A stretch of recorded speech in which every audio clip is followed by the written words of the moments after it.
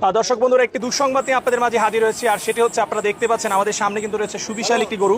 আর এই গরুটি ছিল একজন প্রান্তিক খামারি চাঁপাইনবাবগঞ্জ থেকে মূলত উনি দুটি গরু নিয়ে এসেছিলেন, অনেক স্বপ্ন নিয়ে এসেছিলেন। তো উনি একটি গরু বিক্রি করেছেন, আর একটি গরু দেখতে পাচ্ছেন সুবিশাল গরু, যে গরুটি কিন্তু একটু আগে মারা গেছে। তো উনি আনার পরেই নাকি গরুটা অনেক পথ জার্নি করে এসেছে, গরুটা একটু অসুস্থ ছিল, জ্বর ছিল। তো উনি গরুটি বিক্রিও করে দিয়েছিলেন আজকে কসাইয়ের কাছে। তো যখন হাসিল করা হচ্ছিল, হাসিল ঘরের সামনে কিন্তু এই গরুটি আসলে মারা যায়। এবং আমরা যতটুকু জানতে পেরেছি যে গরুটির কিন্তু আসলে যে মালিক ছিলেন, উনি বলেছেন যে ওনার আসলে গরুটা মারা যেতে প্রায় 5 লক্ষ টাকার উপরে লস হয়েছে। এবং এখানে যারা রয়েছেন তারাও বলতেছেন যে এই গরুটি কিন্তু মাংসের দামে, কষাইয়ের দামে দাম রয়েছে 5 লাখ টাকা।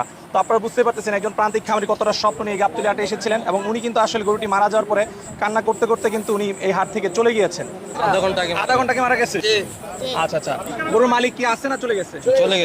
গরুর মালিক চলে গেছে। আচ্ছা, ওনার অবস্থা কেমন ছিল? কানতে কানতে জর্জরিত হয়ে গেছে, বুঝছেন না? একটা ছেলে মরে গেলে যেরকম লাগে, একটা গরু মারা গেলে মানুষের ওরকমই লাগে। স্বাভাবিক, অনেক আদর যত্ন করে লালন পালন করেছিল। ওই কানতে কানতে চলেই গেছে। উনি কয়টা গরু নিয়ে আসছিল ভাই? দুইটা গরু নিয়ে আসছিল। একটা বিক্রি করছে 6 লাখ টাকা, আর এটা আপনার কালকে দাম বলছিল 7 লাখ টাকা, বিক্রি হয়নি। 7 লাখ টাকা দাম বলছিল, বিক্রি হয়নি। কি করবো ভাই, কে নাই। তো দর্শক, আপনারা শুনতে পেলেন যে 7 লাখ টাকা দাম বলেছিল সেই গরু, কিন্তু উনি বিক্রি করেনি। এখন উনি মারা গিয়েছে। তো বুঝতে পারতেছেন, আল্লাহ ওনাকে আসলে ধৈর্য ধরার তৌফিক দান করুক মালিককে।